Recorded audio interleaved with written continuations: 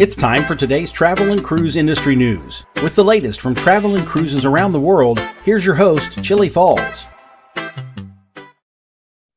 Hey, good morning. Welcome to Travel and Cruise Industry News with my partner, John Reitmeier. He's up there in Crookston, Minnesota, the Nanook of the North. And, of course, I'm on location down here in the Royal Caribbean Terminal, getting ready to board the Freedom of the Seas. Unfortunately, I got here like 3 hours too early and I've been sitting around waiting. Thank heavens I finally got inside, and it's cold down here. I mean, it's like winter. So anyway, and I'm everything's running out of power. I'm not going to be able to get everything charged back until I get on board the ship and get things charged up and so forth. So I'm probably going to lose the phone. I'm down to 40% on the phone. My computer is already screaming that it's dead till I get it charged. So that happens. But anyway, I'm back to cruising. I'm getting on a boat for the first time in 2 years. You must be happy, but we need to know. You started out. What time did you set your alarm for this morning? What alarm? Oh, you just stayed up. Yeah, no. As a matter of fact, I was in the shower at 1 a.m. I packed up my computer and all the technical stuff about 1:30. We left at 2. Got to Raleigh Airport about 4:20 or so, and everything there went just slickety split, smooth as easy peasy. Good. Nice flight down, but it's cold here down in Miami. Yeah. Nippy. Yeah, the weather is, but it's going to be beautiful when you get on the ship. And, separate from my betting against it, it looks like there is nothing that is going to stop you from getting on the Freedom of the Seas, and you're going to have your first 4-day cruise. And we are all, even I am celebrating and excited. And what I'm going to say about all that crap you gave me about not getting on this. Hey, this might be Ernest Hemingway bourbon or whatever it is that you drink, so you never know. Elijah Craig. Yeah, Elijah Craig. That's what it is. Ernest Hemingway. So anyway, well, hey, it's happening for you, and everybody is excited. It's real. But let's talk about accessibility now. Were you met in Miami as you expected? How did it go? How's your walker working? What's happening? Well, the walker, I sat in it for about an hour outside in the cold. I'm definitely gonna fuss at my man on the procedures, and it probably isn't fair because I was here early. I did not come on my time, so I'm not sure how that's going to work. The guy that took care of me has been just outstanding. He's been excellent. As a matter of fact, he's back now, so he's probably going to be ready to take me on board here soon. But and then we're going to have to see on how far I can get toward the cabin, how much the accessibility issue that I'm expecting once I get up to the elevator, as that's what I'm expecting as far as I'm going to get with the wheelchair. But then I've got the walker, so. As I've got matter of fact, I got my bags and everything all loaded up, and I've got my oxygen here, and so I'm good to go. So, but how about at the airport when the plane landed? There was only 20 of you on the plane. Did they meet you at the plane? Does that all go? Yeah, I had wheelchair service curb to curb at both airports, so that was fine. They took me right out. I was gonna get an Uber, but they had cabs right there, and I asked the cab guy. I said, what's the cost to get to the port in a cab? And it was $27. And I said, well, good Lord. Take it. I jumped right over. So I just got straight in the cab. Of course, then I ended up getting here a lot earlier than I'd counted on, too. Yeah. So Miami to the port was $27 and then a tip. You probably put a tip on there. Yeah, I gave him $35.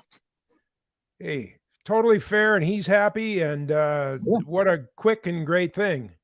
So, and just threw the bags in. I have one little carry-on that has all my meds and stuff in it. I have my computer and all my cords and chargers and all that stuff, and another carry-on bag and my oxygen, which they don't count that as a carry-on.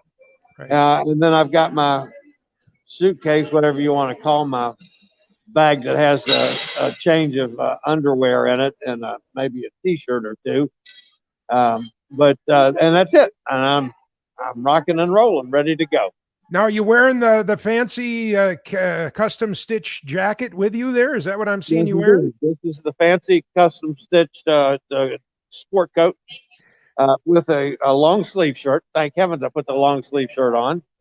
I have my passport and my vaccination card around my neck. And of course, I do have my oxygen on because who knows what's going to happen until I get to the cabin and get everything settled out. I have no idea where Crystal is from the New York Times. I texted her earlier, and I thought was going to meet me here, but I have no idea. So right, you'll just have to get on the boat and find me on board. Well, I'm sure she will, and we're just excited. I know your batteries are low, so we'll kind of get into the show here. But if we lose you, just know that we're just so excited. There's some comments coming down the line here. Even Nikki has checked in. Nikki and Roger are, literally halfway around the world right now, and yet with the magic of technology and everything, we're all here together from Minnesota to Miami to Bora, Tahiti, somewhere over in the tropical paradise. So. How wonderful. And I see we're getting what do you call it, spam bombed or whatever. So next bomb, that's cool. Yeah, block user. Okay, we already did that. So yeah, I'm even getting that done here. So. That's been getting pretty regular now. I don't know. Hot Air Tom draws the sex bombers. Maybe that's that we can blame that on him. I certainly wouldn't want to blame it on me or you or so let's just blame it on Hot Air Tom that we get sex bombed pretty regular. Hot Air Tom is getting on a cruise ship today as well. I think he is too. I'm not sure I'm not sure which one he is, but you're in the port there, which has got most of the sailings today. Everybody else has got one or two, but there's 1, 2, 3, 4 ships pulling out of the Miami port today. So it's a busy day there. Yeah. All right, I'm gonna get off. And hopefully head up to the cabin here shortly and start getting everything charged. And I need to go get something to eat. Okay. You take care of yourself. We know there's going to be, things along the way, but we'll look forward to a regular show tomorrow at your 11 o'clock time. I'm going to try to do a regular show tomorrow. Yeah. Yes, indeed. We'll hear all about it. And in the meantime, don't fall overboard and don't drink too much Hemingway bourbon or whatever it is that you're drinking. So I'll try not to. All righty. All right, guys. We'll see everybody tomorrow. Later, y'all. Pretty exciting. There's Chillie Falls, the man of the hour, and he is he's there. He's at the Royal Caribbean port, ready to get on the ship. They're going to be taking him on. Of course, his big concern is where are they going to dump him versus where is he going to pick up his scoot around to get, which apparently is in his cabin. And but we will be hearing from him throughout the day and look for some updates. But we want to do a little bit of the regular show today here for you. And of course, January 24th. First of all, did you know that it is Peanut Butter Day? And this is, so I hope that I can present a show that will stick to the roof of your mouth. Or one that you will never forget. No, that's what happens if you cross an elephant with peanut butter. But anyway, it is National Peanut Butter Day, and Jimmy Carter, I think, is having a particularly fine day. I don't know if you remember back, but that was the big deal back in, 1969 as he was running for president. Was it then? Or was it 4 years before that? Anyway, way back in the Wayback Machine. Today, leaving out of Port Canaveral, we've got the Disney Dream and Mariner of the Seas. West Palm Beach is sending off the Grand Classica. Port Everglades says goodbye to Celebrity Silhouette.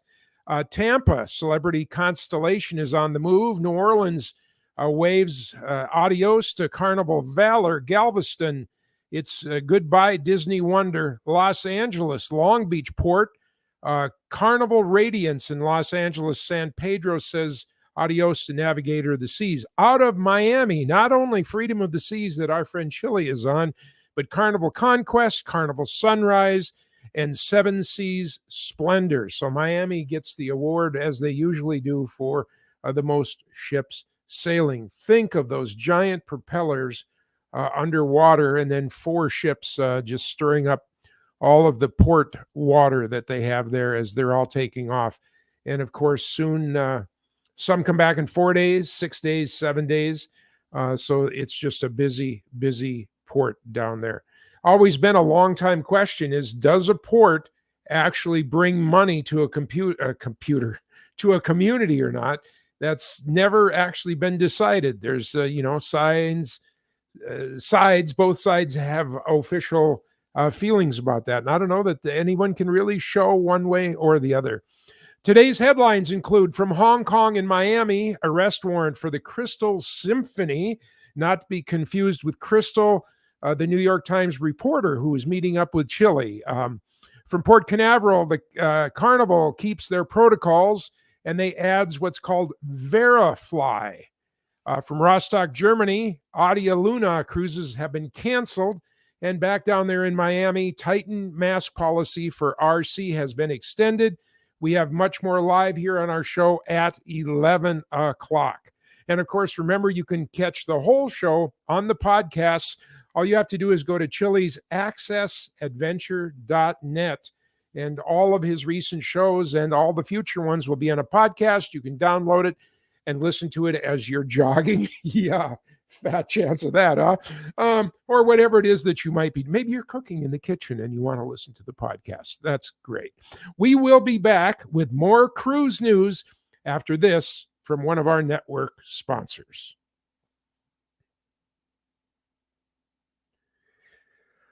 Okay, so the stories today, the Global Dream, 208,000 gross tons cruise ship is around 75% completed. It's slated to debut later this year. It is going to be the second largest class of cruise ships in the world.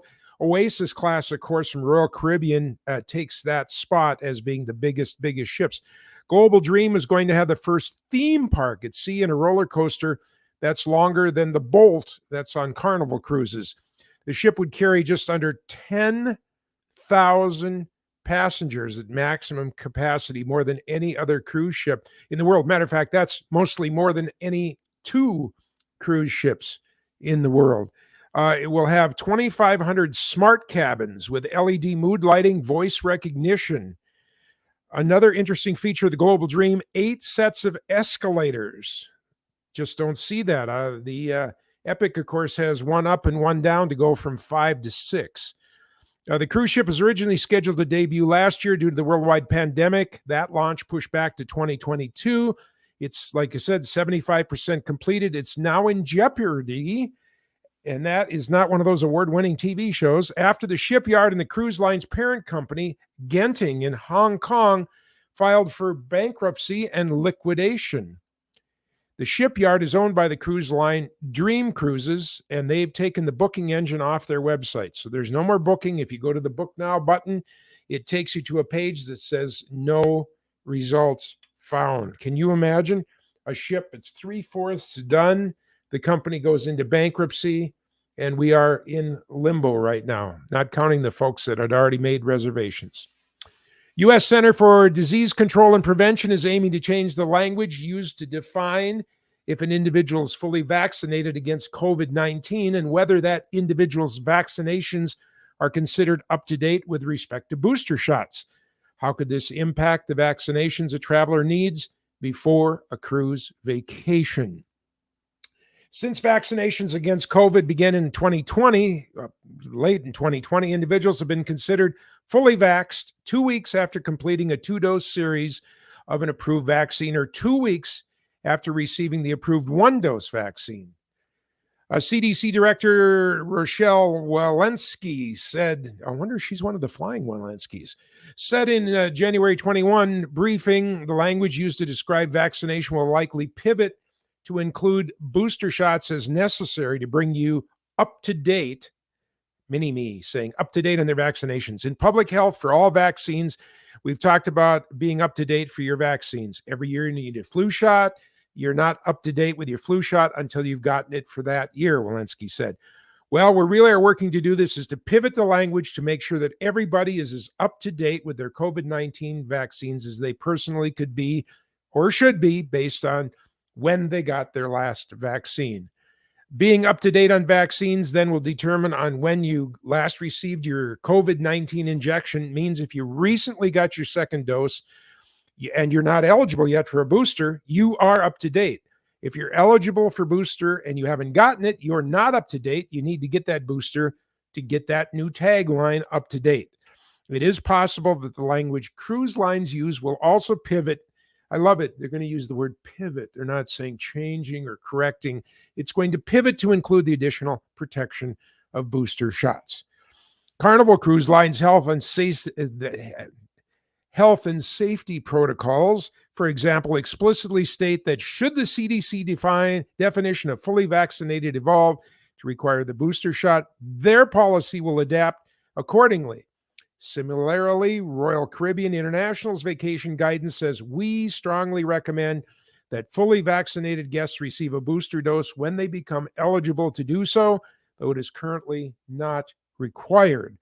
Because the cruise line follows CDC guidance, however, it's likely that should the CDC change the definition of fully vaccinated to include boosters, cruise line policy will also be adapted. All other cruise line policies are similar, may also be adjusted as they are defined. So that's the change in the boosters. That's the ships that are in trouble, and that's the ships that have traveled. And of course, the exciting news today is Chillie is on his way. I have lost all my bets, but I always take the long shots, and I could have been doing the I told you so dance if it wouldn't have happened, but it didn't happen, and totally happy for him. Within the next 30 minutes, the gentleman, he's got one gentleman actually assigned to him that has wheeled him around since he got in his four-wheeled chair. And from that, going to take him on the ship. The big question is, are they going to dump him right past the entry point? Are they going to take him to the elevator? Are they going to take him to his room? And we will find out that news as the day goes on. Let's look at the comments that we have. A little short today, and of course I know because a lot of folks were thinking that Chillie might not even have a show, and so we got this going. Gretchen says great. Cindy Lee commented to Chillie, and too dang cold right now, but she is happy for Chillie, as we all are. Nikki, of course, Roger signed in from around the world saying yay Chillie, and that's great. Kenneth, I'm not going to try your last name, Kenneth. I am sorry, but good morning, everybody. So happy for Chillie, and he is excited. He is excited. And of course, you heard him there. He didn't sleep overnight. And, for 73-year-old guys, we just shouldn't do that. The first thing he needs to do is go find a bed and just get that 4 or 5 hours of REM sleep that he needed before he hits, the swimming pool or the bar or the dance troupe or whatever that he does. Amy says, don't forget to watch your vegetable intake. I think he's going to be getting it in what you call a Bloody Mary, a pina colada, all those kind of things. Tom's on the celebrity silhouette. So, Tom, wherever you might be, safe travels, and looking forward to that also. Elizabeth, last comment here. Hey, gang, greetings from COVID jail. Yes. She's in her new digs now in Port Canaveral. Very nice hotel, but inside for 10 more days, no fresh air. Maybe you could take your bathroom fan and reverse it, Elizabeth. Instead of blowing out, it could bring air in. Give that a try. I'm a technical guy, so I remember when I was 16, 17 and traveling to go to camp and stuff. Remember the vibrators on the beds that you'd put quarters in? I knew how to jimmy those. That was the first start at my technological career, was jimmying the vibrating beds. So That's our show for today. Again, so happy that Chillie Falls is going to be floating here in just a little while, and he's going to be just having a great time. No fan in the bathroom, Elizabeth says. Whoa, baby. Pick a better hotel. No, I'm just kidding. Hope you have a great time either way, and keep us up to date on your 10 days of COVID jail. Chillie is any time now will be rolled onto his ship. We'll get a full report. Scoot around, of course, has a scooter waiting for him in his cabin, and we are happy with that. And we're just happy that he is out cruising again and going to get some beautiful blue water pictures here and a departure from Miami. That is the show for today. I do not know what program he runs to end it, so I'm just going to say goodbye.